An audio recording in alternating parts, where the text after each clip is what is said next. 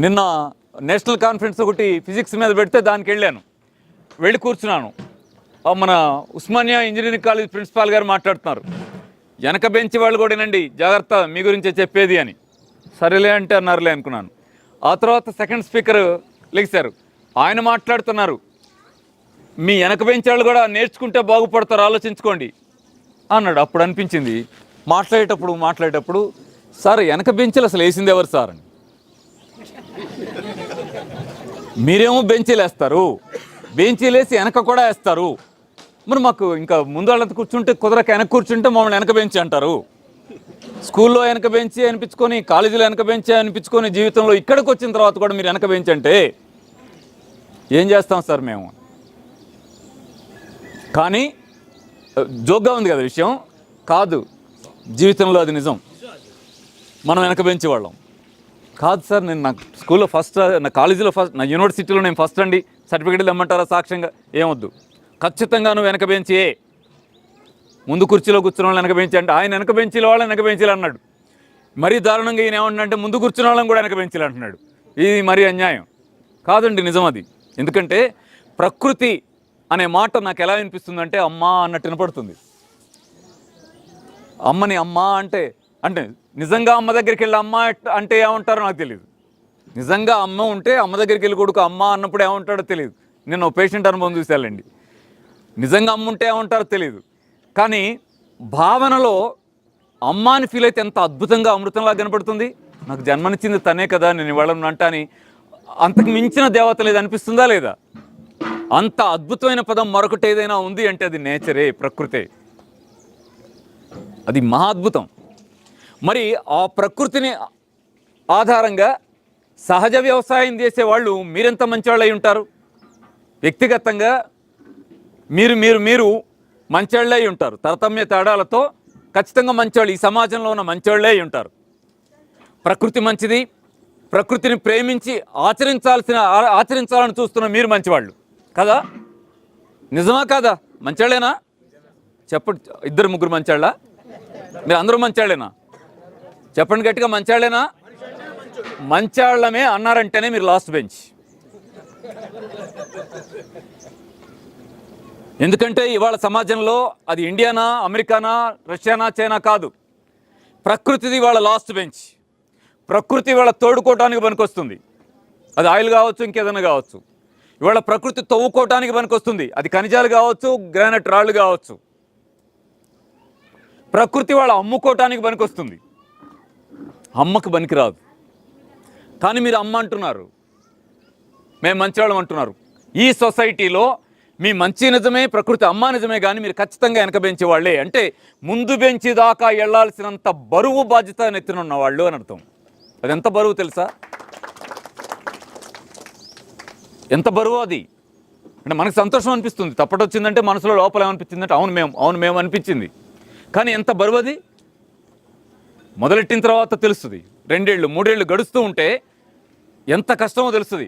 కానీ అంతిమ విజయం మనదేని అనుకుంటున్నాను.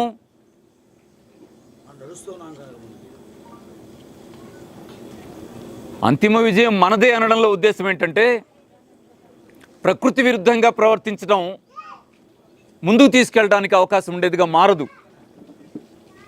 ఏదో ఒక రోజు తప్పదు ఆగిపోయినప్పుడు ఏం మిగిలింటుంది? మనం మాట్లాడే విషయాలే మిగిలింటాయి. అదెంత బారుందో నాకు తెలియదు, కానీ అంత దూరం చూసి అన్నాను మనమే గెలుస్తామని, ముందు బెంచికి ఆ రోజు మనం వస్తామని. అది ఎప్పుడు? నా లైఫ్లోనా తెలియదు, మీ లైఫ్లోనా తెలియదు. ఎప్పుడూ సామాజిక మార్పులు ఎలా ఉంటాయంటే అనేక మంది లైఫ్ని డిమాండ్ చేస్తుంటాయి. ఈ సమాజం కోసం మీరు మంచిదనే దానికోసం పడండి, కష్టం అని చెప్తూ ఉంటాయి. పడే క్రమంలో ఏదో ఒక రోజు ఆ కండిషన్ అనుకూలించిన రోజు మాత్రమే, అన్ని సర్కమ్స్టెన్సెస్ అనుకూలంగా మారిన రోజు మాత్రమే నీకు విజయం వస్తుంది. ఆ విజయం సాధించి గెలుపు నాది అన్న రోజున నువ్వు ఉంటావో లేదో ఎవరో ఉంటారు. నీ ప్రతినిధులు అయితే ఉండి తీరుతారు, నీ భావాల వాళ్ళు ఉండి తీరుతారు, నువ్వేం ఆలోచిస్తున్నావు అచ్చం ఆలోచించే వాళ్ళు ఉండి తీరుతారు. ఎందుకంటున్నాను? శర్మ గారు ఆయన లైఫ్ గురించి నేను ఎన్న విషయాలు వింటే, నేను వ్యక్తిగతంగా నాకు తెలియదండి, నేను తెలిసి ఆయన పరిచయం ఉండి నేను మాట్లాడటం లేదు. డైరెక్ట్గా ఫేస్ టు ఫేస్ కలిసింది ఇప్పుడు మాత్రమే. నేను ఏ రోజు తనతో కలవలేదు, ఫోన్లో మాట్లాడాను. ఫోన్లు కూడా సార్ ఒక 10 సార్లు ఫోన్ చేస్తే నేను 2 ఫోన్లు అటెండ్ అయ్యానేమో, సారీ. నాకున్న ఫోన్లు ఎక్కువ ఎత్తే అలవాటు లేని తనం వల్ల వచ్చినటువంటి ఇబ్బంది. కానీ అక్కడక్కడ మాట్లాడుతూ ఉంటే ఎన్ని విషయాలు విన్నాను.